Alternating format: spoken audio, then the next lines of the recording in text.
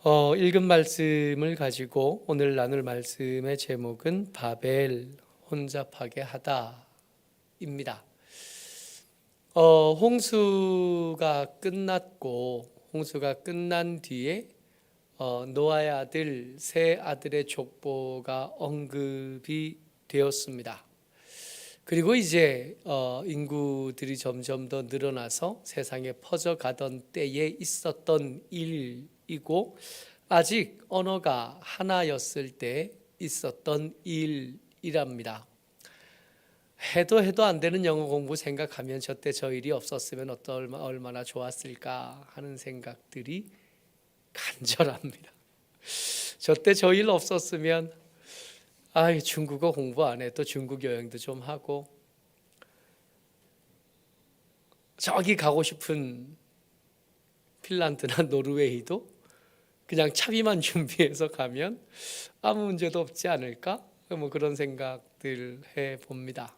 어쨌든 그랬더니 언어가 하나였고 나뉘지 않았더니 그때 저들에게 문제가 생겼고 하나님께서 그들을 흩어 놓으셨습니다.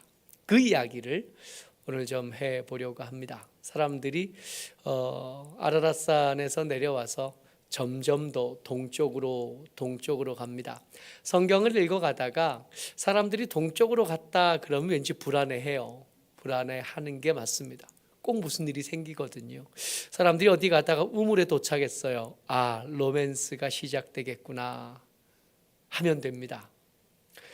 하나님의 사람들이 하나님의 말씀을 따라 가는 곳은 거의 대부분이 서쪽입니다.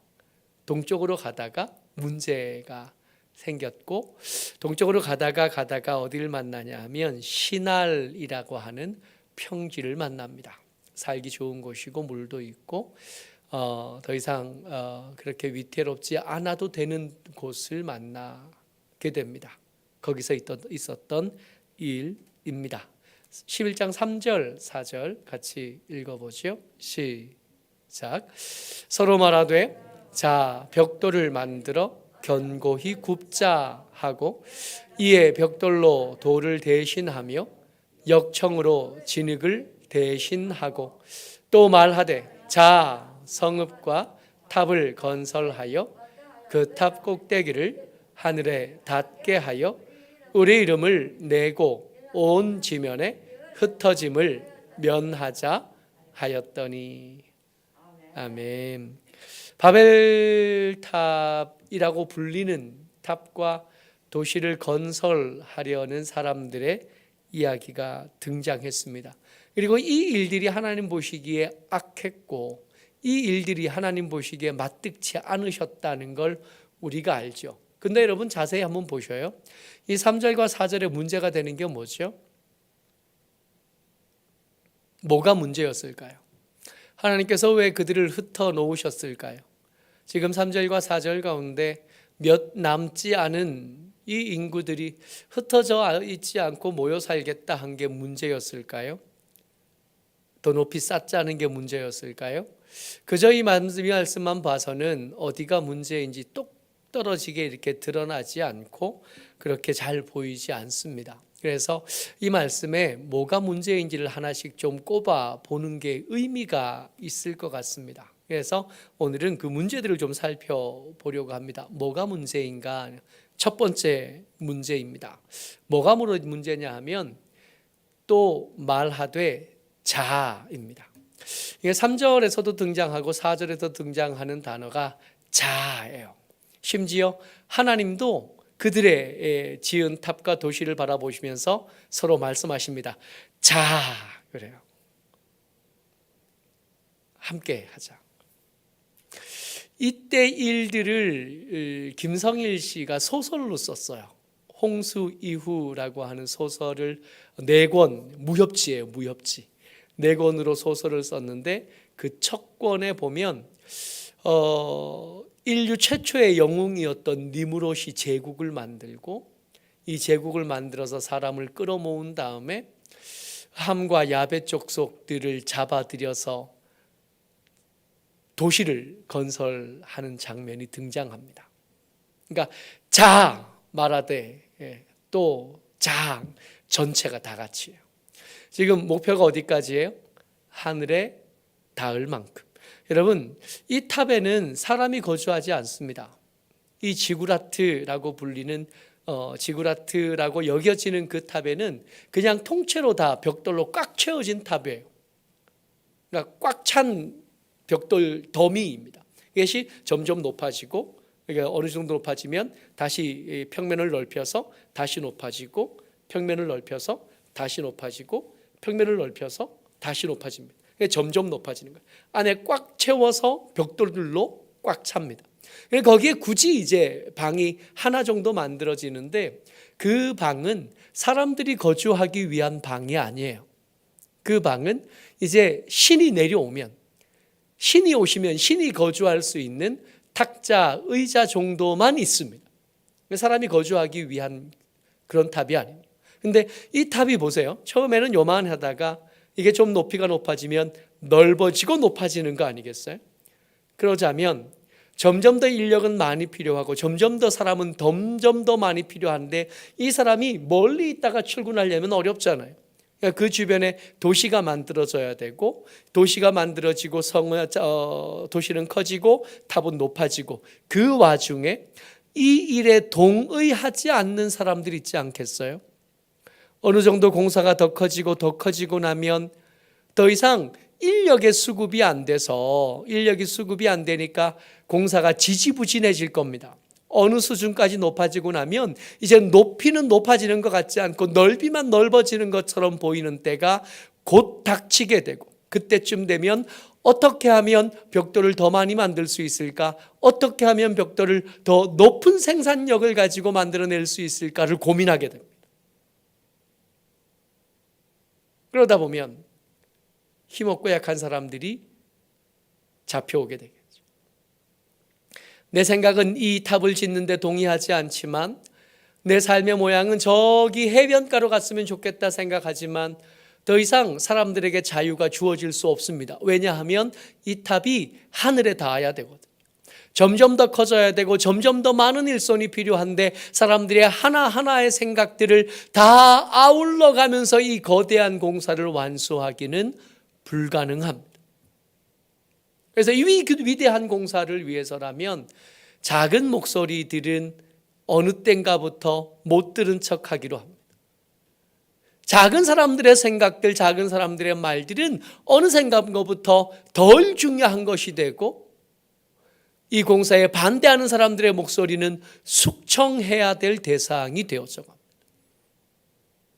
거대한 공사는 거대한 권력을 만들게 되고, 거대한 권력은 필연적으로 독재와 압제와 착취로 연결되어질 수밖에 없습니다.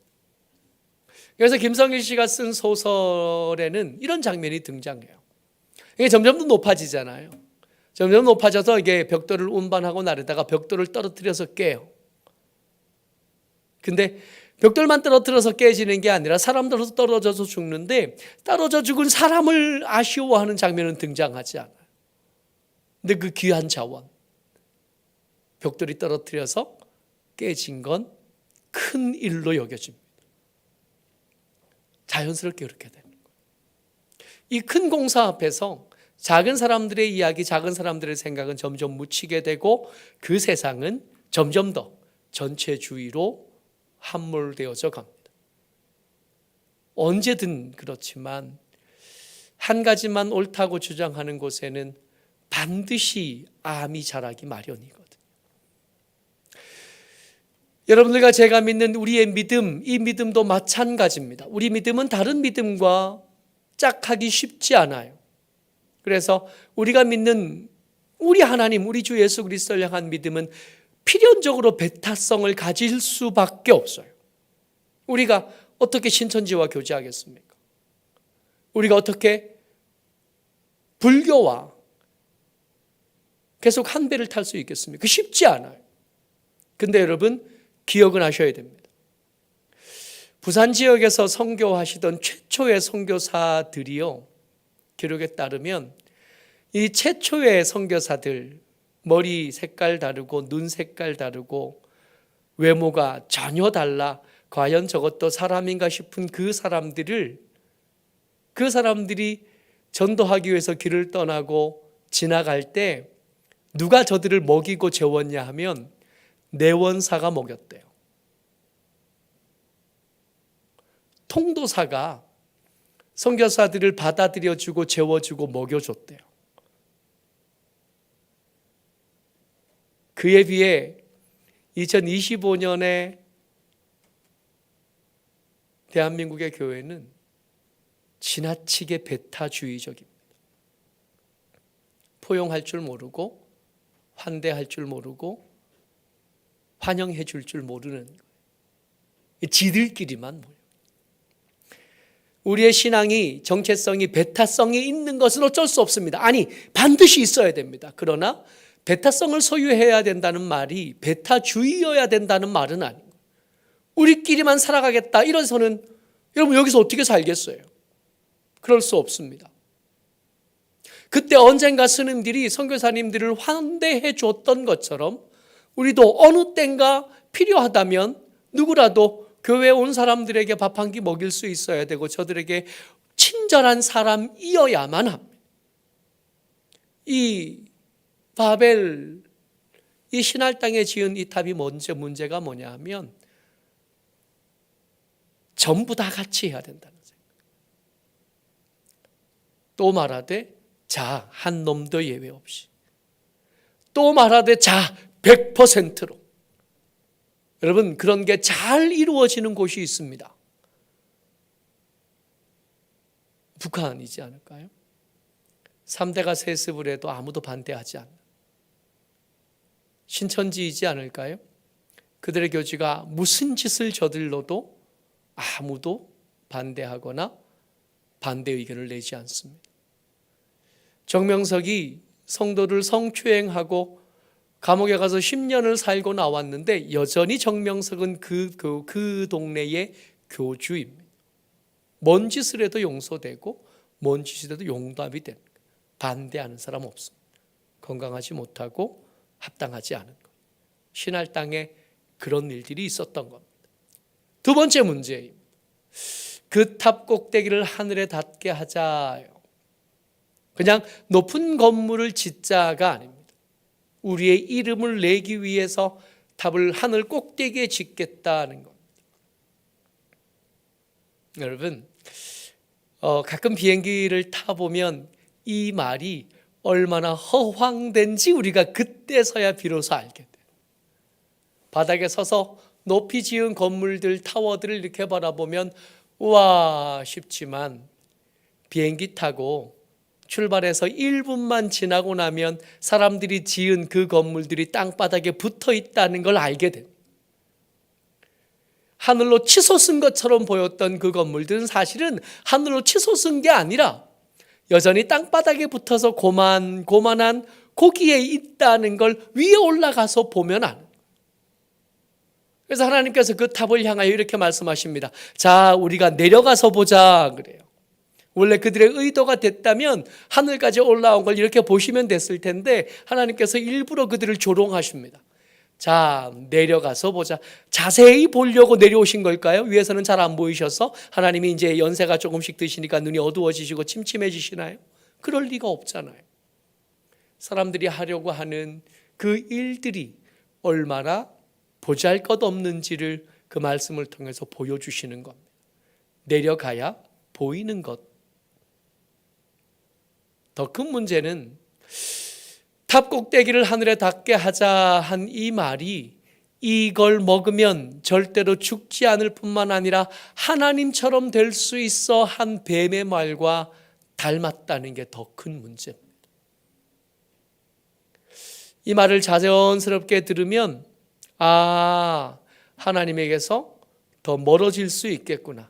하나님에게서 쫓겨났던 그때 일들이 반복되는 것일 수 있겠구나. 근데 여러분 아무리 높이 짓는다고 해서 이론상으로 보면 넓어지고 또 높아지고 넓어지고 높아지고 하면 언젠가는 하늘에 닿지 않을까 하는 생각을 하게도 합니다. 근데 그래 봐야 내려와야 보이는 건물일 수밖에 없는. 언젠가는 닿겠지 하는 그 희망 고문으로 사람들은 그 인생을 갈아넣어야 돼. 그 삶을 갈아넣고 그 행복을 갈아넣고 지금 오늘 당장 누려야 될 즐거움과 기쁨과 감사함은 미래에 언젠가 올지 안 올지 모를 그것들을 위해서 갈아넣어야 할 것이 됩니다. 여러분, 욕망과 야망의 특징이 뭔지 아세요? 그것에게는 현재도 없고 과거도 없습니다. 미래만 있어요.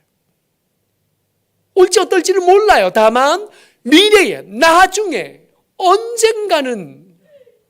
근데 끝끝내 안 될 가능성이 훨씬 더 높은 그 탑의 꼭대기는 절대로 하늘에 닿을 수 없습니다.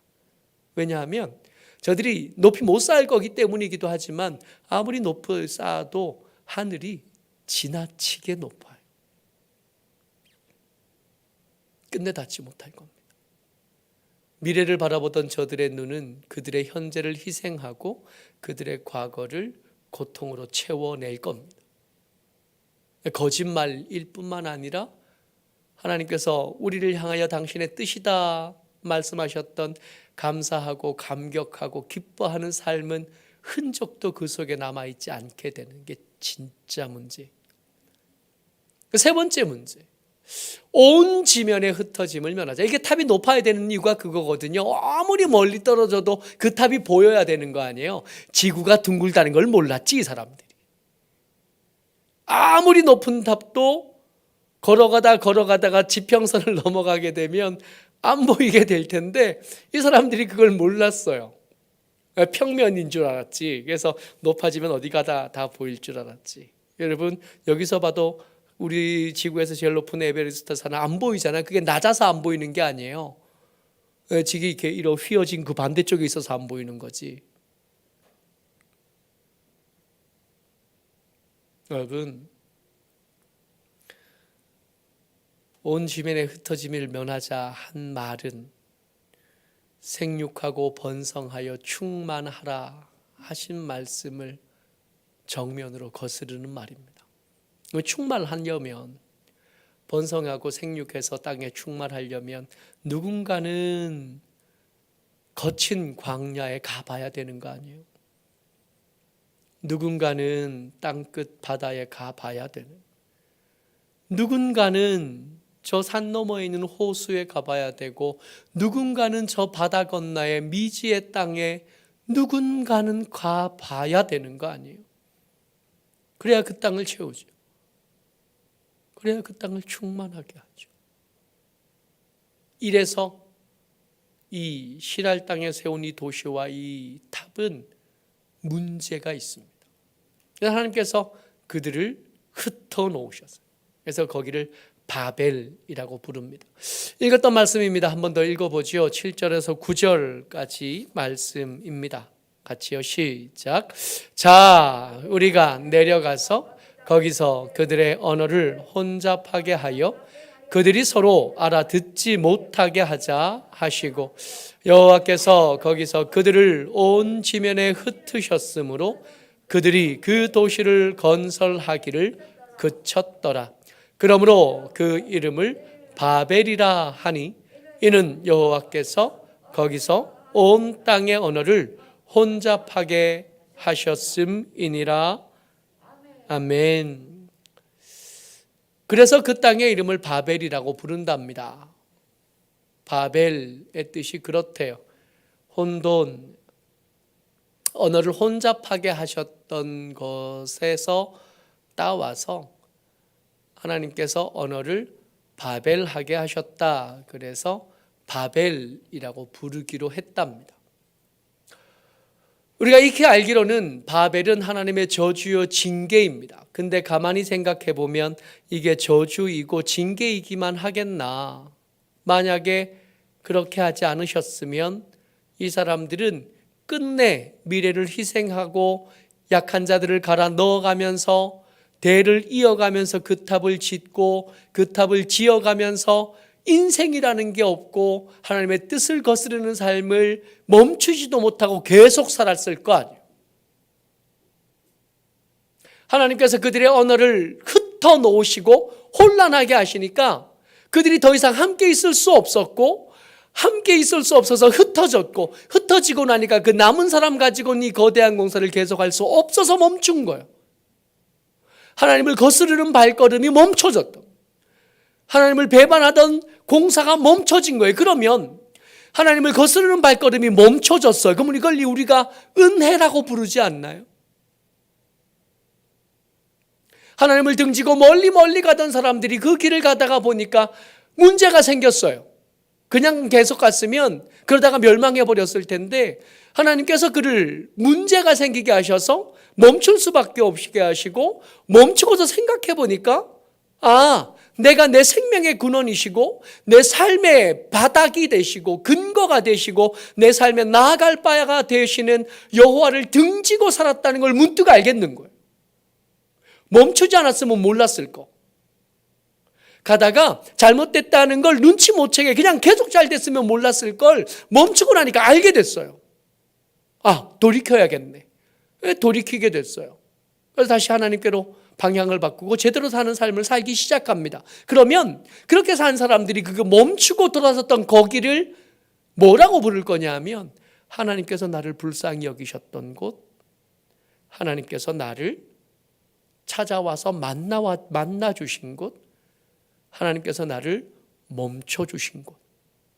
내 평생에 내게 주신 은혜가 제일 컸던 시간, 제일 컸던 장소가 거기네. 그렇게 말하는 거 아니에요? 그러면 이 바벨은 멈출 수 없던 걸음을 멈추게 하신 은혜. 바벨. 이 바벨은 하나님의 저주하신 곳이라기보다는 돌이키지 못하던 사람들을 돌이킬 수 있게 해주신 하나님의 긍휼과 위로인 겁니다. 그런 은혜가 모이고 모여서 우리가 여기 있는, 수많은 잘못된 일들이 있었고, 수많은 어려움들이 있었고, 수많은 버거움들이 있었는데, 그 버거움과 어려움들로 우리의 삶이 조금씩 수정되어지고, 우리의 항로가 조금씩 바뀌어져서, 우리의 인격이 조금씩 다듬어지고 깎여져서 그나마 이 모양으로 여기까지 올 수 있게 된, 애초에 기도했던 제목들대로 애초에 몸부림치고 애썼던 일들이 잘 됐으면 여기 있을 사람 한 사람도 없을 거예요. 멀리 갔겠죠. 그 은혜가 나를 만든, 멈추게 하신 은혜, 거슬러 주신 은혜가 나를 만들고 우리를 만드신 겁니다. 오늘도 그 은혜 안에 살면서 원망하기 전에, 불평하기 전에 잠깐 멈춰서 혹시 내 삶의 방향이 그릇되지는 않았는지 살펴보고, 원망보다는 감사가 우리 입술에 더 풍성하게 되시기를 주의 이름으로 축복합니다. 같이 한번 기도하기를 원합니다. 하나님께서 멈추게 하신 그 은혜가 내 삶의 나를 여기까지 만들어 놓으셨습니다. 때로 응원해 주심이 감사하고, 때로 길을 막아 멈춰 주심이 감사합니다. 그 은혜에 합당하게 오늘을 살아낼 수 있도록, 여전히 내 삶 속에 있는 아프고 어렵고 슬픈 일들, 그 일도 그 일환이겠지 하는 믿음의 눈 우리 가운데 열려지게 해달라고 우리 같이 한번 기도하겠습니다.